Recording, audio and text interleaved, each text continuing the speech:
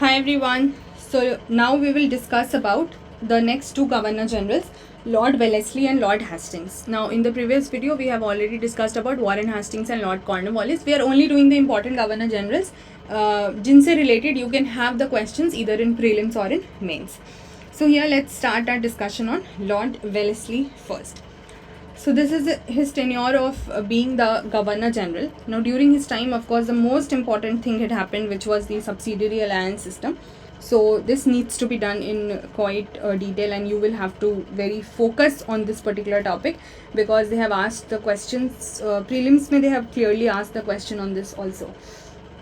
Now his nature, Lord Wellesley's nature was of a core imperialist. So he was very clear with the idea that the only way to safeguard India against the French danger, because they were having the problem then, it was by bringing maximum Indian states under British control. ठीक है. So he understood that whatever number of Indian states, possible number of Indian states we can have under the control of the British, that is going to be the only possible way out so that we can protect us from France. And for that safeguarding and to bringing them under their control, he relied on three major methods.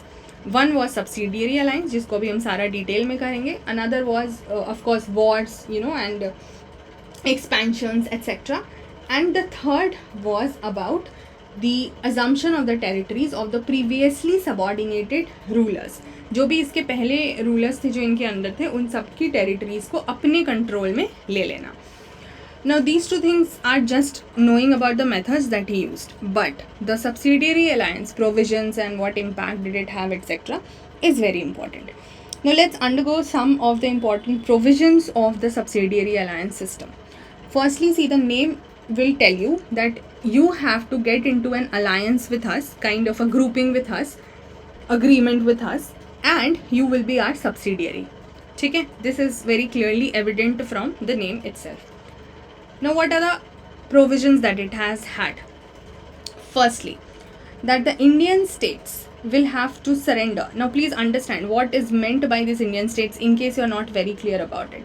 उस समय का जो आपका Indian सब continent था, of course it was not looking like the present day territorial boundaries that you understand, because the present day boundary includes your Pakistan also and your Bangladesh also, which were earlier a part of India only. ठीक है, ये सब तो बाद में divide हो करके हुए हैं.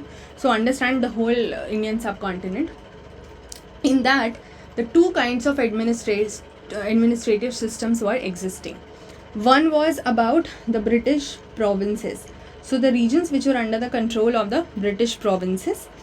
Another was about the princely states. ये Indian states जो use होते हैं term, that is for these Indian states. So princely states basically, क्योंकि उसके पहले वहाँ पे छोटे छोटे regional states emerge हुए थे, that we have seen.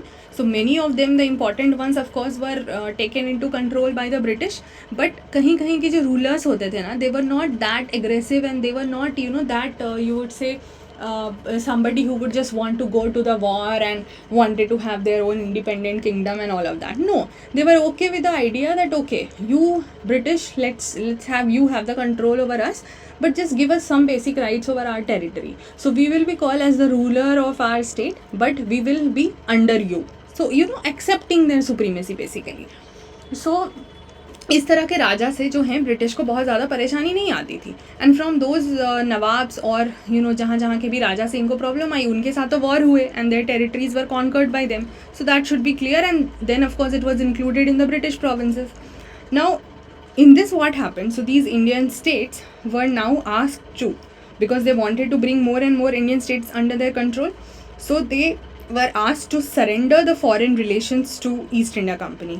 Like whatever foreign relations these Indian states had with like any of the country or any of the company outside, they were said that you surrender all of that to us, to East India Company.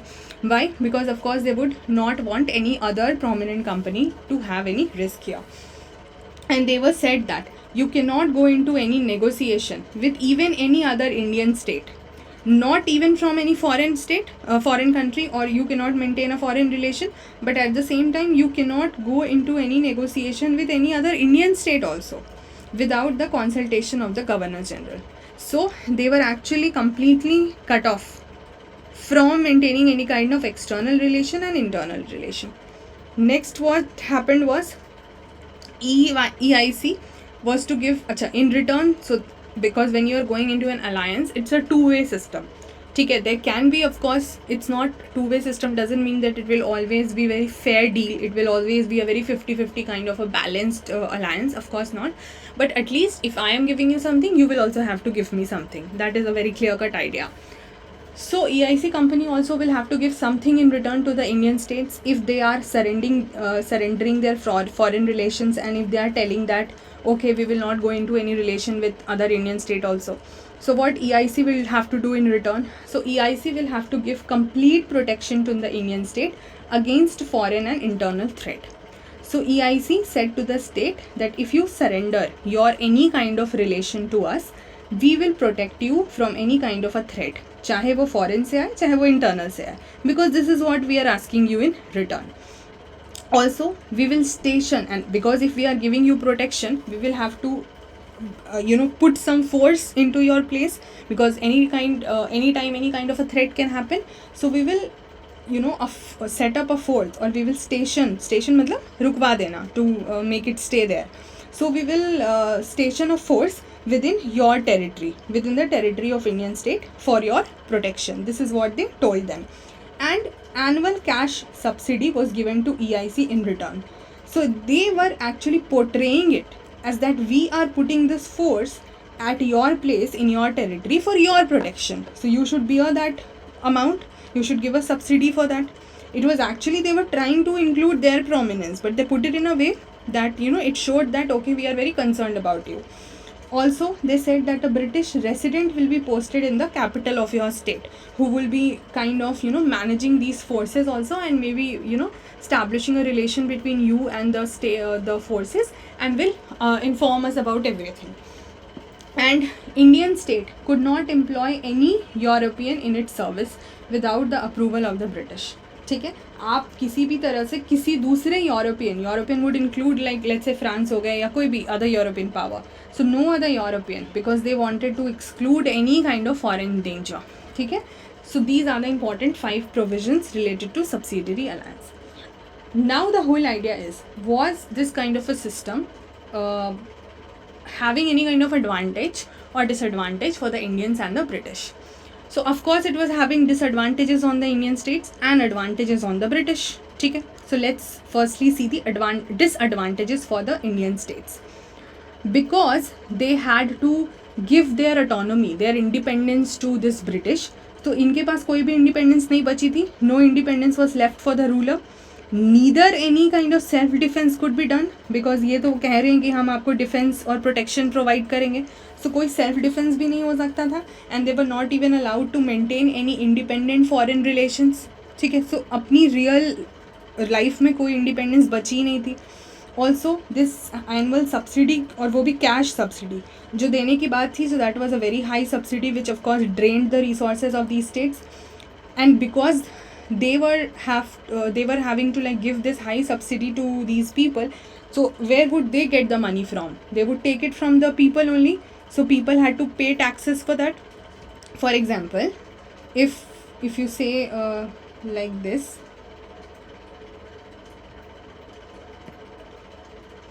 so for example, this is Indian state, and here is the ruler. The EIC has gone into an alliance with that ruler of whatever state X, and these are the people of that state. So if EIC is putting a force here, the ruler has to pay the cash subsidy. And if the ruler has to pay the cash subsidy, where will the ruler get the money from? The ruler will extract it from the people in the form of taxes, and therefore very high taxation was put towards the people, and they had to pay or bear the burden of those heavy taxes. And then because the internal army of the state was now disbanded, इनकी अपनी तो कोई army बची ही नहीं थी ना, because the force was stationed by the English there and they could not maintain their own army. So many people who were earlier present in the army, that resulted in the loss of livelihood for many. उनकी तो नौकरी ख़त्म हो गई.